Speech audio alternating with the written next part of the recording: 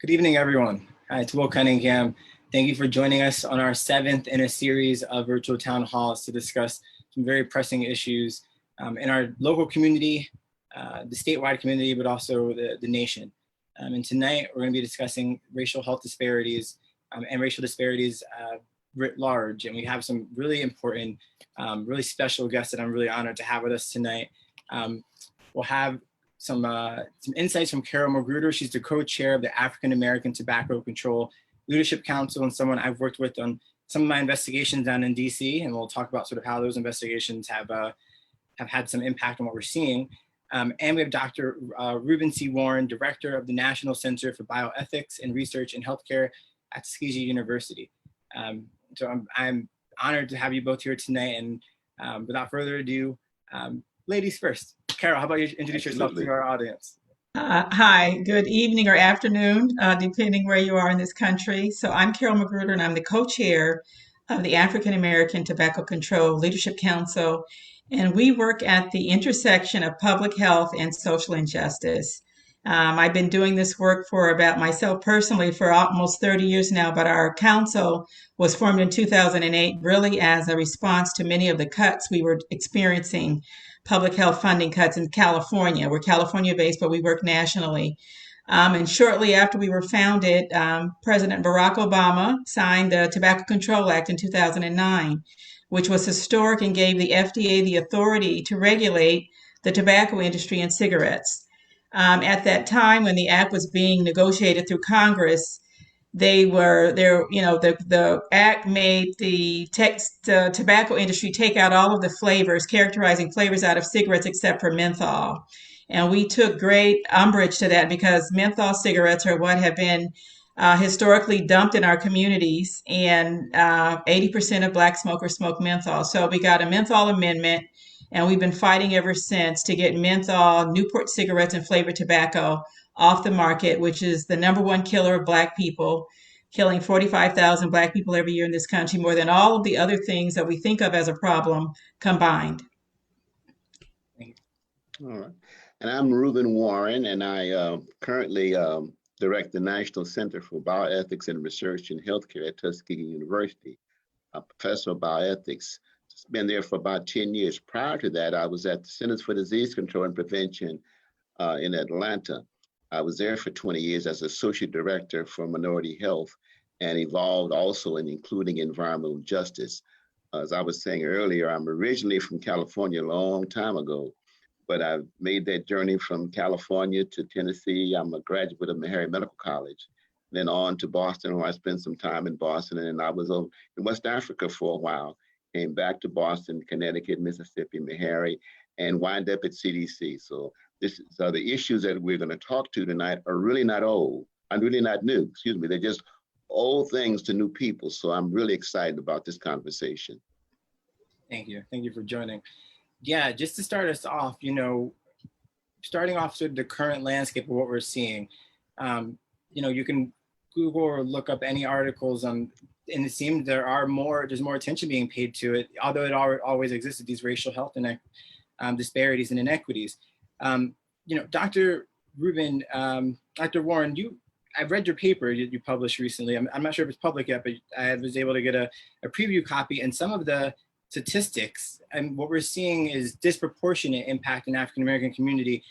One of your research showed that states that had sort of lower population of Black folks have substantially higher rates of disproportionate death from COVID, and the rates are staggering. In Michigan, African Americans make up 14% of the population, but 47% of deaths. In Wisconsin, they make up 8% of the population, but 39% of the deaths. Kansas, 6% and 37%. Just the Guardian, theguardian.com, there's an article I posted on my Facebook page today. Says Blacks are 3 times more likely than whites to die from this pandemic. And we're going to dig into sort of why that's the case, but how can you contextualize sort of your paper and how people can, because these are jarring statistics. How can people make sense of this? I think in the context of the health of particularly of African Americans, this coronavirus pandemic has evolved from a public health crisis to a medical crisis. And now we've got both.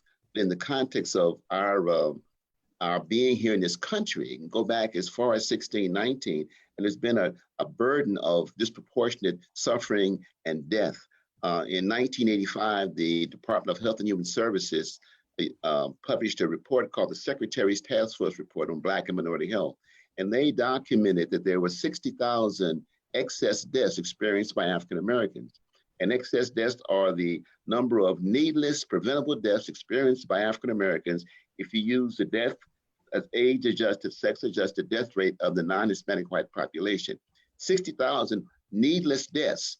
And so there was a whole series of research agendas and articles published and everything you can think of to address this concern. And in 2005, Satcher, the former Surgeon General, revisited that same work and found that 60,000 deaths had escalated to 83,000 deaths. So we're going in the wrong way. So the coronavirus infection and death rates is nothing new. It's consistent with what's been happening. In fact, I would characterize it as a microcosm of a macrocosm. So there are people who say they didn't know, but I find it hard to believe. Yeah, and I was reading your paper, and you talked about the coefficient of inequities, and you made it very clear that things have gotten worse. And it's interesting because I think in the context of sort of American progress and racial progress, I think that's surprising to a lot of people. That a group of people can make progress, political progress, and the health isn't following it, the access isn't following it, and it's eye-opening. Yeah, the notion of getting better. Well, the nation has gotten better. Everybody's gotten better. But the question of disparities based upon prestige, based upon wealth, based upon access has gotten worse. So while we've gotten better as a country, that gap has gotten wider. So I kind of characterize it by saying, as we improve in the research agenda, NIH, the National Institutes of Health, they've done their new discoveries, widens the gap, but CDC winds up finding. So the gap is widening as we speak. Yeah. But this is not to say that there aren't other communities of color that are experiencing some great disparities. We know in New York City, it's not the Black population, it's the Latino population that is most impacted in New York City. But nationally, when you look at these figures, what we're seeing is, across the country, African Americans have a death rate of 50.3 per 100,000 people.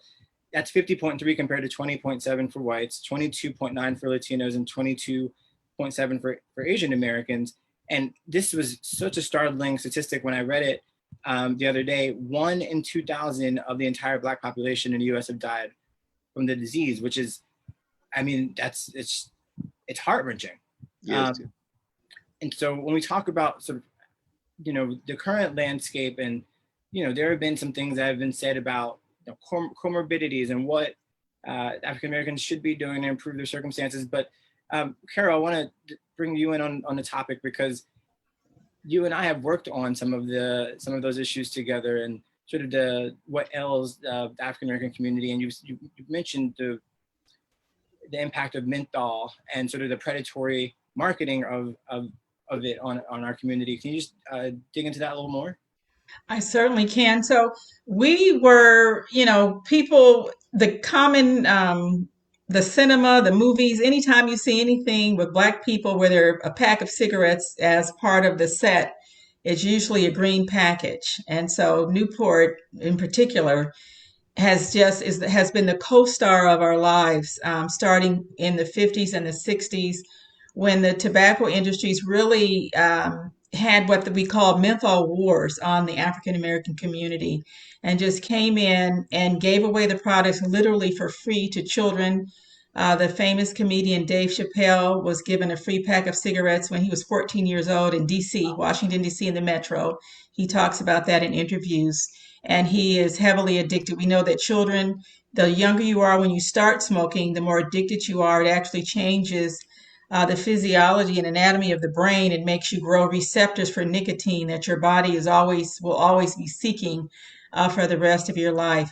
So when I met you when Congress called Juul into before on the carpet for all of the predatory things that they were doing with the youth, seducing our kids behind our back on social media, things that we don't, as parents and grandparents, don't even know exist. We look up and all of our children were addicted.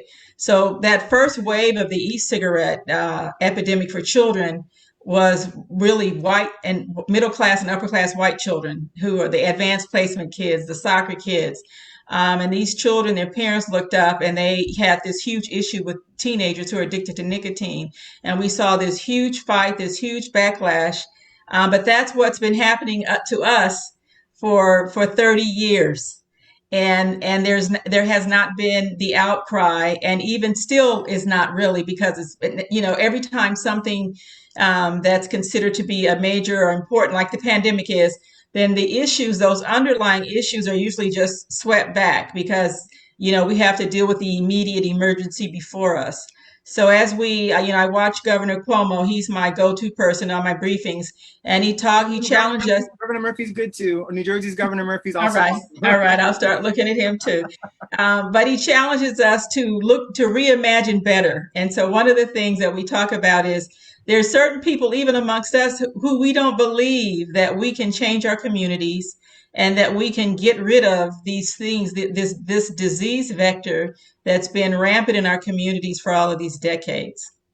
Yeah, and that's when you talk about the vaping investigation, you're right, because what we saw was it was white affluent children in our vaping investigation. And so when you and I touched base, it was important to put that into a historic context, because even in the success that we had, we got fruit flavored e-cigarette pods banned, and we pushed for a menthol ban and we didn't get it.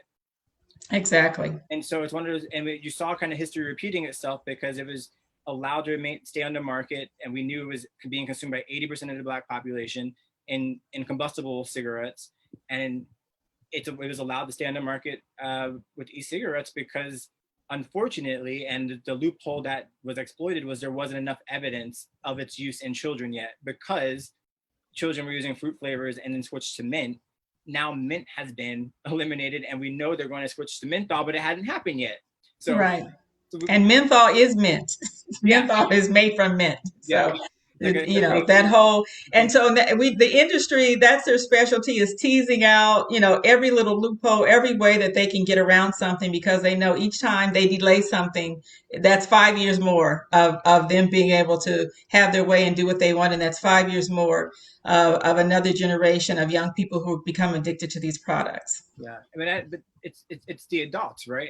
As well. When we talk about sort of, you know, the historic impact of having menthol on the market all this time, and you talk about comorbidities, and you talk about sort of a community that was particularly ripe in all the wrong ways to be devastated by this pandemic, do you see sort of the historic health issues from other, other crises like nicotine addiction, which is really unfortunate. But Dr. Warren, how does that strike you when we talk about, because we know it's not just a matter of, you know, everyone just needs to work out more and eat less, fried food. It goes deeper than that. And I want to talk about, I want to share this with all of our viewers, because there's the New York Times did an article a week or so ago, and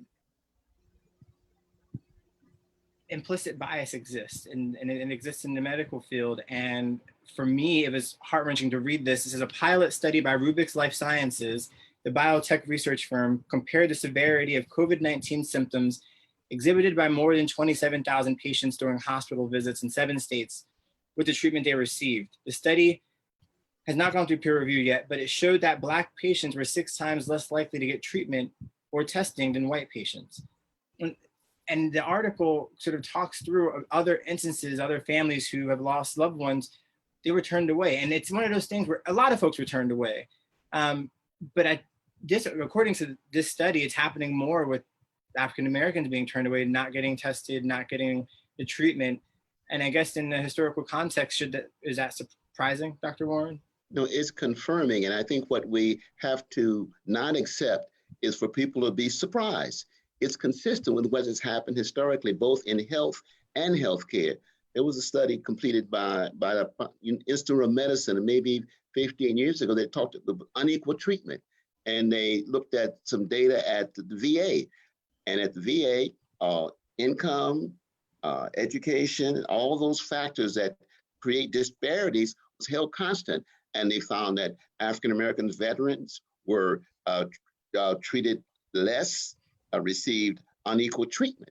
So to presume that you don't know that that is there, and to by implication call it implicit bias, I think is both naive and unfair. It's very clear. And the question what we ought to do is say, the data are clear, what are we going to do about it? In opposed to continuing to repeat the same issue and act surprised when we get the same results.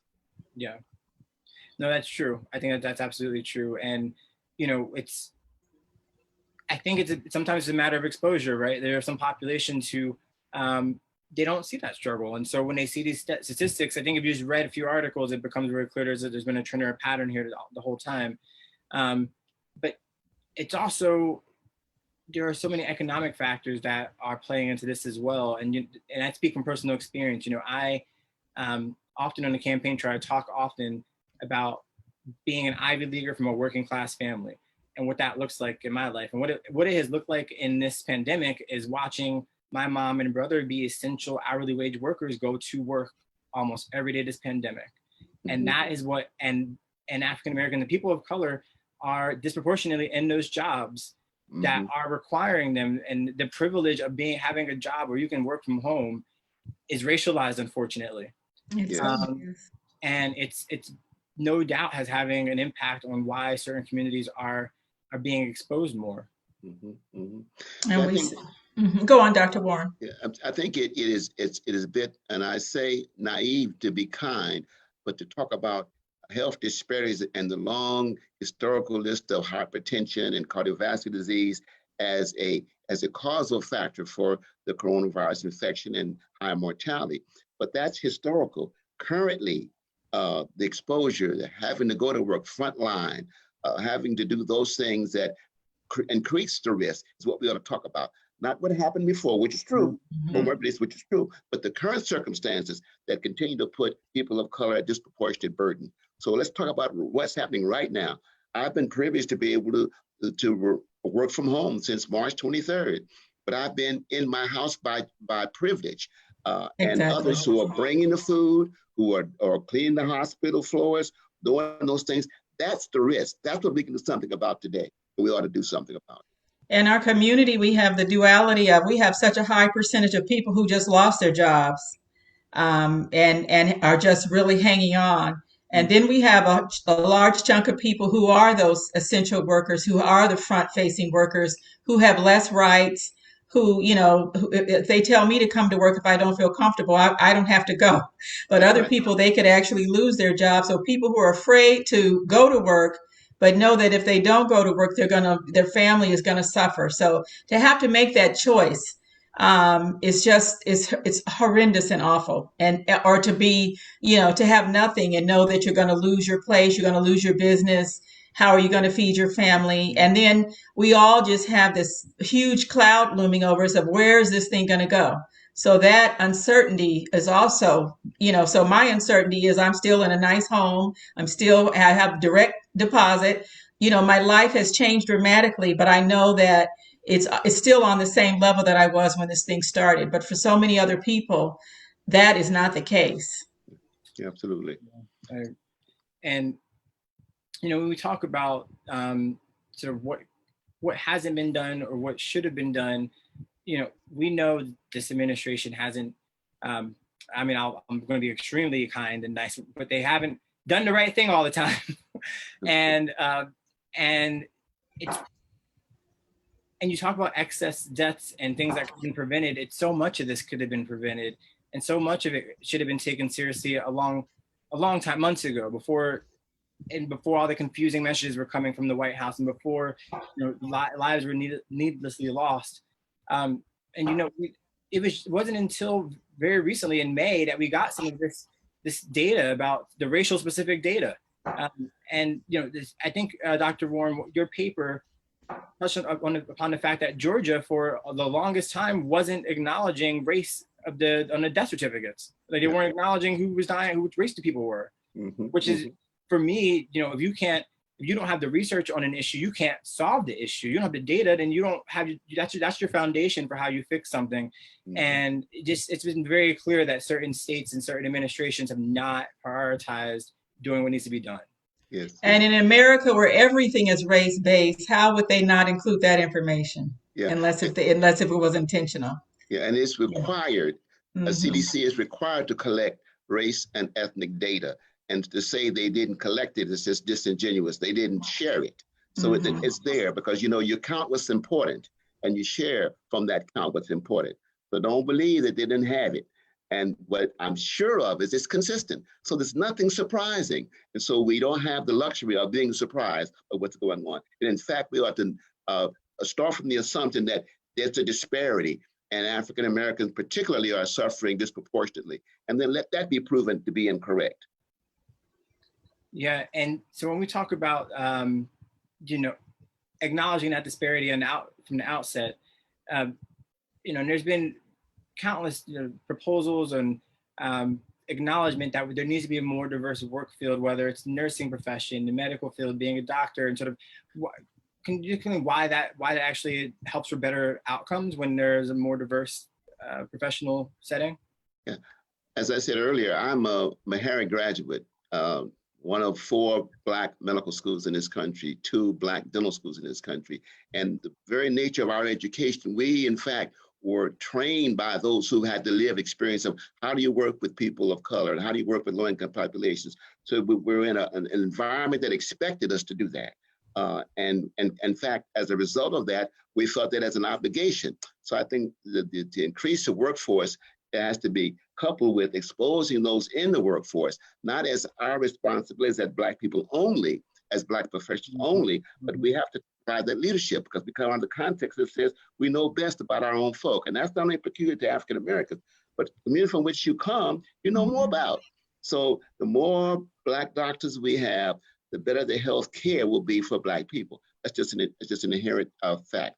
And not an embarrassing one. Unapologetically, I know historically where my colleagues went to practice and in fact still practice disproportionately in communities of color and low-income populations. So we can be clear, increase the number of doctors of color, health professionals of color, you're going to improve the health care to Black people. Mm-hmm. And the importance of our HBCUs, our historically Black colleges and universities. So I'm a Californian. I'm here in Atlanta right now with my daughter, who's a Berkeley, California girl and went to Clark Atlanta State, and she's been here for 12 years. And I have 4 nieces who are Howard graduates. So seeing these they're all young women now, they're all working. We got doctors, lawyers, and all kinds of professionals. And these are children who were raised in a family that was very Afrocentric and, proud of our culture. But having that steeping in your culture and seeing leadership of your own people it's just an experience I think that we need. And of course, when you have more professionals that are African Americans, then you also have more people who are making professional salaries and have professional benefits and health insurance. And so it raises our group. But also we need to have, you need to have someone who understands you when you are coming in to seeking care. And that was one of the things initially when we heard COVID attack the lungs, we knew the train was coming because we knew our smokers have lung injuries, whether they're diagnosed or not, and that COVID was going to be seeking out that parts of their lungs and these other conditions. Look, I lost my train of thought, but so the Black professionals and seeking our own people and being treated. Oh, so this was my point, was that initially they weren't saying when we're seeing the disproportionate deaths that it wasn't related to the healthcare system. It was related to us, that we're too fat, that we smoke, that we drink, that we do this, but that there's an assumption that I was going to get the same care as someone in upstate New York. So that in its face, we know is not true because we do not have access to the same type of health care. And I know that frontline workers were doing absolutely their best with what they had, but what we need to talk about what they had, what they started with to treat these people and how people are sent back. I know many cases where people were sent back and not treated when they might have had a different outcome if they had gotten earlier treatment or if it had been diagnosed properly, because we had so many issues with the test, whether they were really catching it or not. There are just so many things going on. So now that we've had a chance to settle in a little bit with this thing, we really need some leadership, and some structural things need to change. It's not about the individual, it's about the community, it's about the structure that helps the individual to make those choices that they need to make, to be personally responsible for their health. Absolutely. Yeah, I know, when we talk about before I went off to law school, I was a teacher to Teach for America. And one of the things that we found to be so impactful was having a Black teacher, teach Black children. And there is an impact, and they're having that imagery, having that connection, but it also sometimes can go beyond race. And we talk about, the ability to really put yourself in someone's shoes. If they're from a disadvantaged background, if they've been impoverished and you have that experience, you can speak to that struggle. You can sort of have insight into sort of what they may be overlooking, or because you understand what that lifestyle is like. Mm-hmm. And you see that being overlooked so often in Congress. And that's why I'm, one of the chief tenets of my campaign is that we need more working class, of any race, but people who understand struggle, people who have been through that and lived it and overcome it, and can speak that into legislation. Because the people closest to the pain should be closest to the power. Mm-hmm. That's how you really get some impactful legislation that really benefits communities of all races and also all economic backgrounds. So, Carol, I knew you had some presentation or anything you want to share. I know some visuals always help our attendees if you wanted to present that. Sure. I will share my screen. So you need to re-enable the screen sharing. And while we're doing that, I just want to say, we were in California and the whole Juul thing, and Juul is a San Francisco-based company, even though we're all over the country all the time. And we got this inquiry from Will about the work we were doing. And this was in the whole heyday of everything that was happening with e-cigarettes, that which has totally died down now as a news story. But it was so refreshing to be included in the conversation. We had been the ones who had really championed the work around flavors, and we're so easily run over, or the spotlight goes to the people who have closer access to power. So it was refreshing to get the call from you and to be included, our work included, and our children included in the conversation as we were trying to move forward as a country to protect our children from the e-cigarette industry. And so we were able to come and to participate in those hearings with Juul, who subsequently, those products had to be taken off the market. There was a whole big shakeup with Juul, and Juul had already been fighting San Francisco. Dr. Warren, I don't know. In San Francisco, we actually passed legislation. You cannot buy a package of Newport in the city and county of San Francisco anymore. And that legislation was put forward by a sister, Malia Cohen, who's from the district where I grew up, Baby Hunters Point. So I know you know where that is. So we do have tremendous Black young leadership. And so when I see a young candidate coming up, I want to encourage them, because I see, as I interface with our leaders, these millennials, that when they get in there, they get stuff done, and they have a whole different mindset about what's supposed to be, what's supposed to happen. And so we are happy to pass the reins over to your generation, Will, to help to lead us forward, because we need that fertilization and the younger minds coming in. When I look at AOC and some of the people, and I'm encouraged that people can just be themselves. You don't have to be phony. You can be yourselves, and you can become a representative in the House of Congress in this country. Absolutely, yeah, and and part of it's about being humble enough to want to learn from people like you all who have the experience and the knowledge. And so when we do that outreach, it's because, it's acknowledging your own shortcomings, because you don't know what you don't know sometimes, right? You got to talk to people who've been going through it, who've been fighting these fights. And Dr. Warren has been fighting and researching and publishing for decades.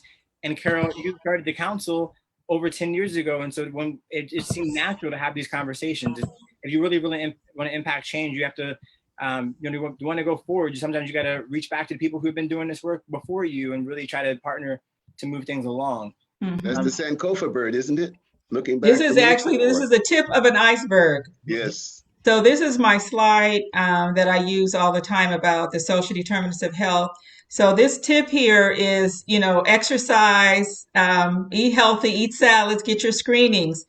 And if we're just talking about that, we're never going to get to the underbelly. So that underbelly there is what has to change in order to really have an impact on the tip.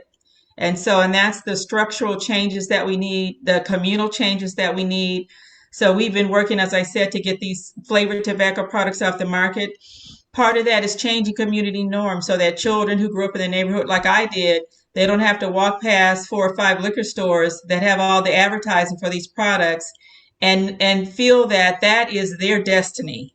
So part of this is the built environment of what you see, and taking these products offline. So I'm all about the children, but I'm also about the parents and the grandparents. And when we lose someone from, my favorite aunt died at 58 from emphysema. I'm older than that now. And I think about all the life and years I have ahead of me, how much my family depends on me.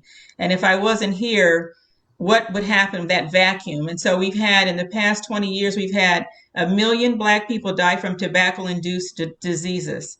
So that's a state of emergency. But when you have COVID, when you have officer-involved shootings, the other things that get our attention, we can't deal with that. And then since Dr. Warren, you were in Africa, this is another one of my slides that I have of why, why we can't pay attention to this. As we often operate like an underdeveloped African country in the confines of the richest country in the world. And the same issues that we have in the hood are the same issues that many of our brothers and sisters have on the continent. Absolutely. So it's hard to raise it up to a level of action, but we want people to understand that this all goes together and that we need these products to come offline along with dealing with the other things that we have to deal with. So this is when Obama signed the Tobacco Control Act in 2009 with Donna Christensen, who was behind him. And those children now, they're grown, who were in this picture.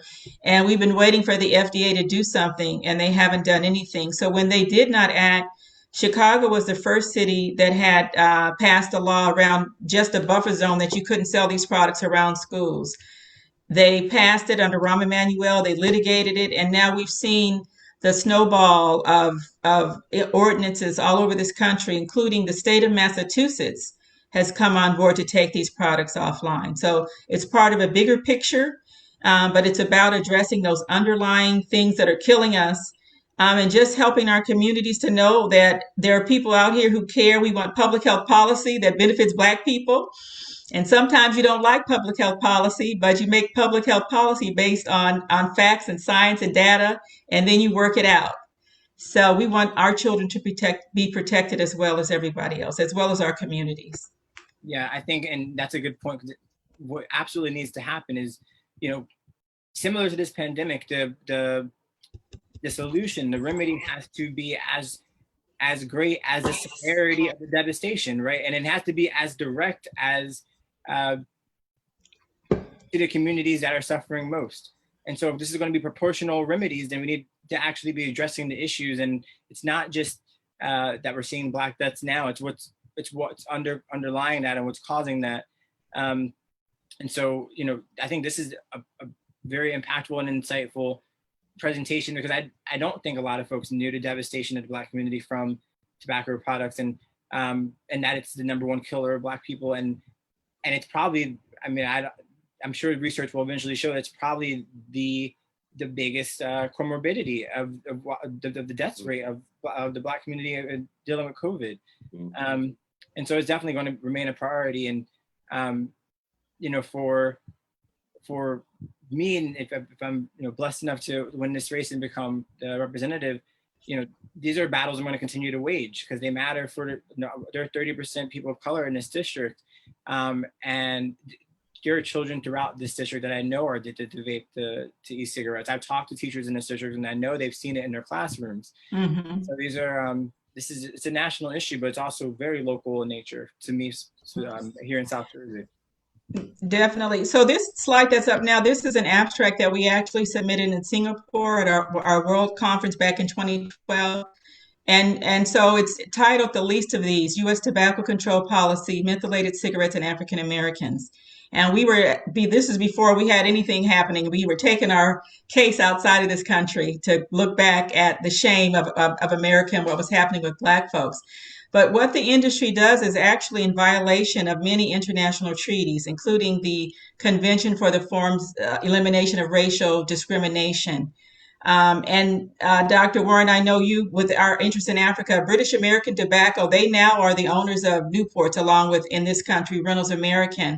And they wreak havoc also on African countries. They subvert their public policy on a country level because they go in, they threaten, they sue, they buy off, and they're doing it in places, Nigeria, that has a huge young population with disposable income. So this is a global problem for African Americans and people of the African diaspora. And we want folks to know about it. And I also want to say, Newark, New Jersey is ground zero for Newports, and that there's the Pallone bill that actually was passed by the House and now has to go to Congress, which is a national bill. I don't have that much faith that that's going to happen, but there is movement and leadership. So we need the community to know, and we need our Black smokers to know that we're not trying to take something away from them, but we're trying to help them to be healthier and to be here with us and help us to pull the wagon forward as a people. Absolutely. Well, yeah, I want to talk about sort of remedies, sort of, you talk about systemic change. We talk about sort of, because the fact is these issues they're not new, as we acknowledge, but we have to be new about our approach, because whatever we hoped was working didn't work, and the status quo, we can't go back to it because it wasn't good enough. Mm-hmm. And so, when I talk about this sort of systemically, policy-wise, one of the policy right now that best ensures that people have access to care is Medicare for all. Having a single payer government system in which we know people will have the access they need. And no, it's not, I don't think it'll be a cure-all, and it also it won't be easy to achieve, but access is at the heart of a lot of these issues. And, when we talk about, we know people went to hospitals and returned away. That New York Times story, and I just posted the link for everyone in our Zoom conversation. We can also post it on our Facebook feed. But it's eye-opening, because these are real families who knew their relatives had all the symptoms, and were sent home. And when they called to check up on them, no one picked up the phone, and they had to go find their aunt or their uncle or their brother or their son, in one case, lifeless. And that's something, it's heart-wrenching when you have to read about that, because this is so preventable. Mm-hmm. And it's a great tragedy, and we but it makes us, all the hurt, all the pain, more than anything else, it has to light a fire under this country to do better by everyone, and to make sure communities have the access to care that they need, because this kind of devastation can be a burden, or it can be a catalyst, and we have to make it a catalyst. Absolutely. I think the conversation about what do you do is where we need to start. We don't need to go back and look at the data again. We have enough data to do something. There's always a need for more data, but we have enough to do better. And I would argue that we're not doing what we can with what we have. And that's not a scientific dynamic, that's an ethical one. Mm-hmm. So we ought to talk about the rightness or the wrongness of what's going on, in opposed to the science. The science has to be there, but what do you do with the science? And that's an ethical dynamic that we need to address. Mm-hmm. So when we talk about, what does that look like in terms of is it more funding for research? Is it more data that we require from healthcare professionals? Does it look like having more community services centers in higher need locations? Sort of what, and I know there's no silver bullet, but sort of what can we tinker with for immediate impact? I would frame it under three constructs: availability, accessibility, and acceptability. And yes, we have to argue whether it's not enough, but is what we have geographically and financially accessible. And then once we find that it is accessible, it's acceptable. Because if you don't have any trust and confidence in your provider, no matter what, and if that provider has a certain set of assumptions about you, then there's trouble.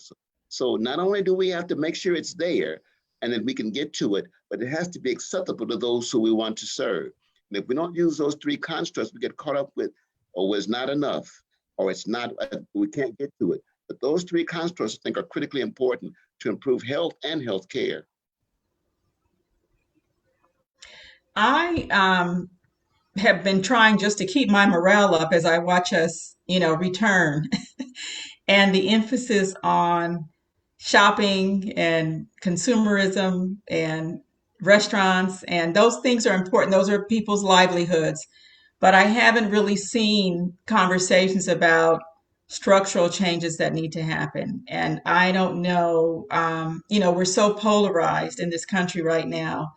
And it seems to be pockets of, I was reading Rahm Emanuel's book on the city state. So that cities are, where the rubber meets the road, cities and states will be really taking over and trying to move forward. So, I know we need better leadership. We need better leadership. And we need, it's not about, we need these stimulus packages, but throwing money at the problem without really dealing with structures, because we're not dealing with structures right now. We're just trying to, as a society, prop up to keep this thing from imploding, which I do not want it to implode, but where is the structural change that we need to address these issues? I was reading, and this is an article I want to share with you, Dr. Warren, an article that was excellent about diabetes, and it's a Nigerian doctor who's working on in the Delta with amputations, all the amputations that African Americans had were diabetic. And the article just goes through the structural things that had happened, like certain things that weren't reimbursable, that doctors, so they stopped doing it. Certain experts that weren't, they couldn't bill insurance. So you get these rural areas and there's just a desert of care. And the easiest thing to do is just to chop somebody's leg off or chop their foot off without really treating them with the other treatments that are available to other folks. So that when we look at education, when we look at, all of the systems, there's been these things that have happened all along that have undermined our public health education. We talked about I went to San Francisco State University, a college, and State College, a state university in San Francisco, and I received an excellent education, and I can hold it with the best of them. And I didn't have debt. So the way college is becoming an elite thing that, is only accessible to the elite, or what you have to do to get through the other side. It shouldn't be. So there are just so many things, so many systems that need to be addressed. And so what would be the first thing for the biggest bang for the buck, or that would move us along? Frankly, I do not know. I think we need to really have like a Gandhi moment and sit back and let some of these things go that we think are so important, and really focus in on our families, on educating our children properly, about their history, their culture. And, so we need a movement like that, but we also need leaders to affect change with our government that's supposed to be protecting us and moving us forward and having our best interests at heart as a society. Absolutely. And when we talk, it's interesting when you talk about sort of the stimulus package and, not throw money at the problem, but even the money that's been distributed, we've seen it. There's even disparities in the economic stimulus packages.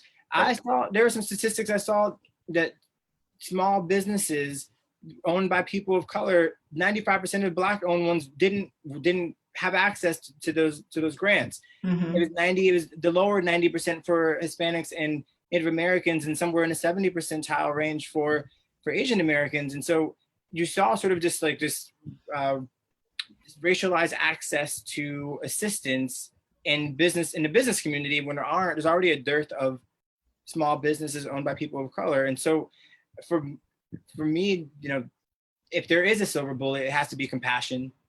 It has to be empathy. It has to be understanding of people different than yourself, and wanting to get that exposure and to understand other people. And that's why, here in South Jersey, and we've been blessed to have diversity, but we do have some segregation here in our own district. My hometown in Vineland, we had, and I didn't realize how lucky I was to be in a place like Vineland High School until you leave, right? And then I went to an Ivy League school, and they were saying how diverse they were, and I was like, this is not like Vineland.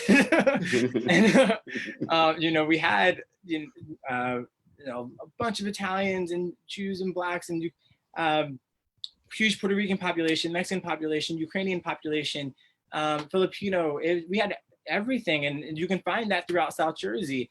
And you would hope that sort of breeds some kind of understanding of other folks around you, and that's the underlying condition needed for resolution. Like, we have these underlying conditions that are causing mass devastation, but we need some underlying conditions that are going to propel us forward, and that is one.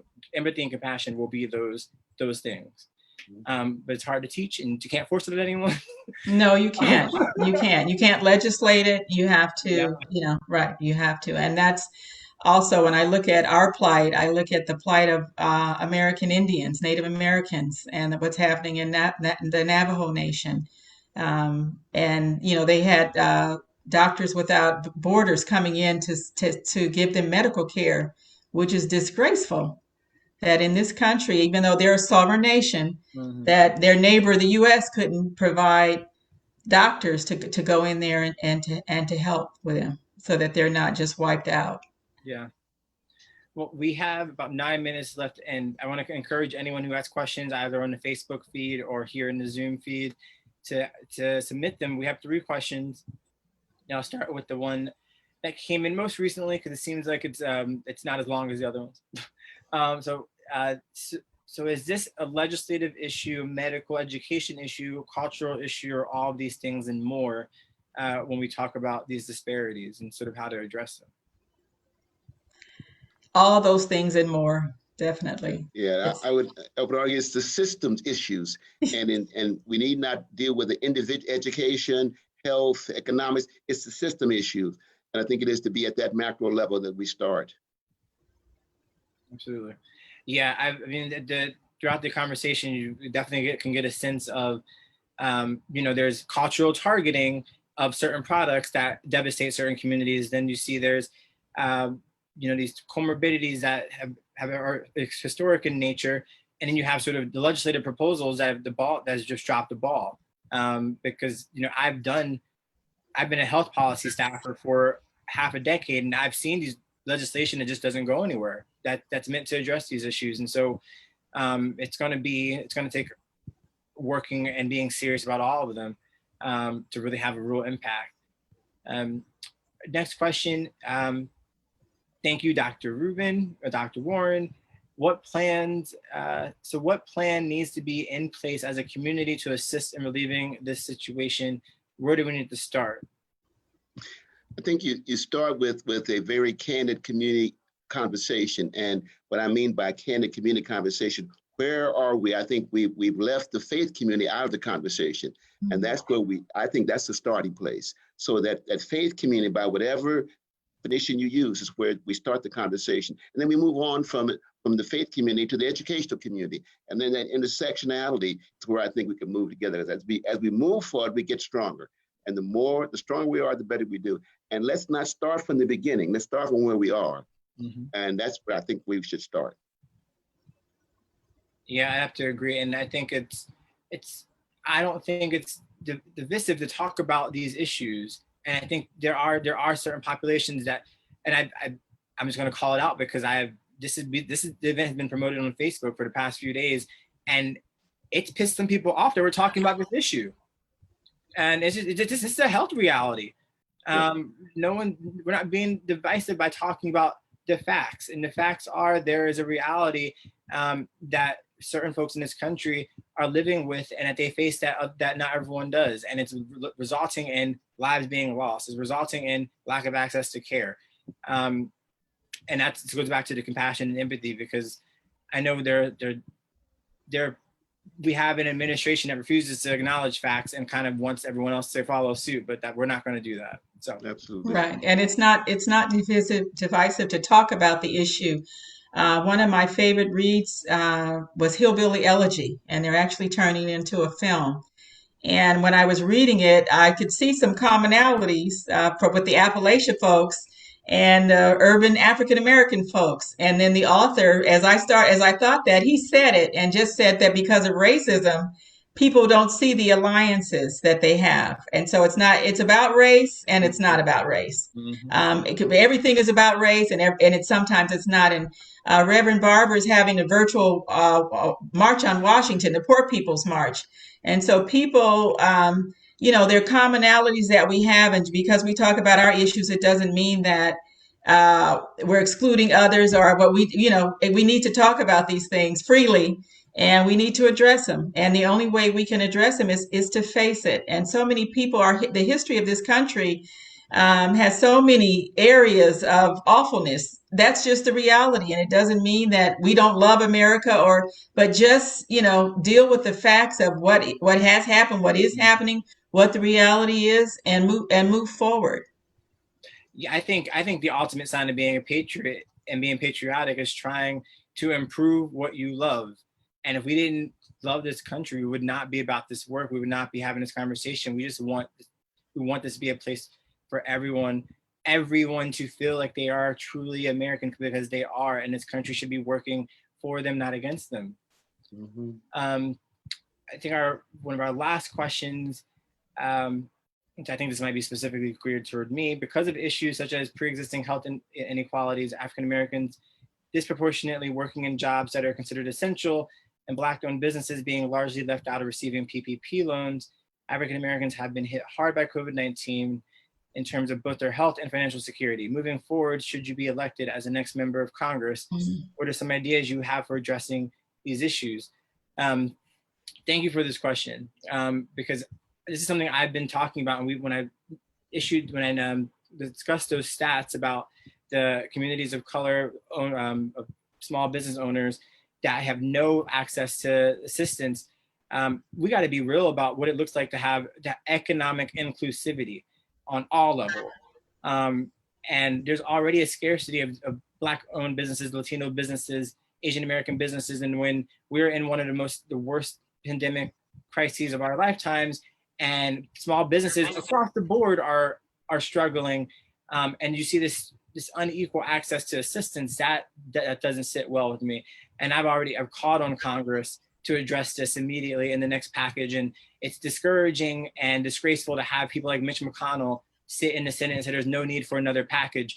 That is the mindset of someone who does not know the disparities that exist in this country, refuses to acknowledge them, and should not honestly be a voice for this country in any regard. It's not even about political party. It's about being able to understand that there are groups of people who have different experiences and different needs. And when a package like the stimulus PPP package is doled out in a racialized way, I mean, it doesn't get any more obvious. But if someone wants to put their head in the sand, they're going to not see reality. But that needs to be addressed first and foremost. We also know a lot of folks of color are disproportionately low-wage workers who are going into work, like my family members, and putting risking their lives on a daily basis. And they're doing that because $1,200 wasn't enough, and it never was going to be enough. People have had to make those decisions about how to keep that roof over their head and how to feed their families, because mortgage relief never came and rent relief never came. And this is what it looks like when you have working class Congress people, when you have people who know struggle, because they would have fought for what folks needed, so that people weren't forced to make these kinds of decisions that endangered their health and their family's health. And so those are, hopefully, if I'm elected, we won't be talking about stimulus packages anymore. We're talking about these structural changes and talking about how to move forward in a way that that really moves the ball forward for entire communities. Because, like I said so often, our response is going to have to be as great as it's the severity of the devastation of this pandemic. And the silver lining to all this has to be there's an opportunity for us to have that systemic change, because there's been an intense market failure. That intense market failure has occurred because an administration was inept in handling this pandemic, and government responsibility and duty is to correct the market. And we're going to need some bold systemic changes to do that. And I intend to be a voice of fighting, leading, very vocal voice in that fight. And so with that, if there are no other questions, I'm going to get some water because I just went off a little bit. But that's just me. I care a lot. I'm not going to stop caring. I'm not going to stop trying to better this country, because that's what a true patriot's all about. And you two are true patriots, and I'm so happy that you joined us tonight. Thank you for all the work you've already done over the years, the work you're going to continue to do. And I wish you continue good health and good spirits. Thank you so much for joining us tonight. Thank you, Will, and we're looking for Thank great you. things from you. No question about it. We're going to pray on it. Yes, we're looking Absolutely. for great things. So Right. good luck. Yes, and You got pleasure some to meet you. giants, you got some giants to follow. Yes. Congressman Stokes, Donna Christensen, those are giants, and Yes. I'm sure you'll step into their shoes. Yeah, Yes. I mean, look, my boss, Elijah Cummings, you know. Oh, Absolutely. yes. Oh, Yeah, yes. it's you know, I talk to more and more people, you know, who have touched whose life he's touched in some way, and across the races. Not this is, you know, he had people who adored him and understood the substance that he brought and the vision and passion that he fought with, and it's a loss. But you know, all we can do is, like you said, Carol, be handed the reins and run with it. And so I'm gonna hopefully get that baton and do what needs to be done. That was one of my greatest joys, was to see Elijah Cummings when he questioned Munez from Jewel about San Francisco in particular, and that he came in, he was a lion. And I was ecstatic trying to maintain my composure in the chambers, but he was fantastic. So I got to see him in person working was a pleasure for me. Mm-hmm. So you know, the staff, you know, I asked him to do that question. Mm-hmm. I knew you were based in San Francisco. I knew yes. how important that fight was, and you saw a corporation trying to undermine yes. local democracy, because San Francisco had already made its mind up about this, and you saw a corporation trying to undermine the people, paying for the elections, right? And San Franciscans, they went the right way, yes. But we were able to use that, and it was just so exciting to hear him ask him about San Francisco, trying to undo what we'd already done. Yeah. Yes. Well, with that, thank you, everyone who joined us tonight. Feel free to. I hope this started a dialogue. I hope it helps you sort of understand some of what you're seeing in these disparities. And I encourage you to, you know, there's more reading that can be done. Feel free to reach out to my campaign if you have additional questions. We want to continue to be a resource. And you know, the election is July 7th. I hope your ballot should be coming in the mail in the next few weeks. I hope you'll vote for Cunningham. And with that, good night, everyone. Thank you so much. Good night. Good night.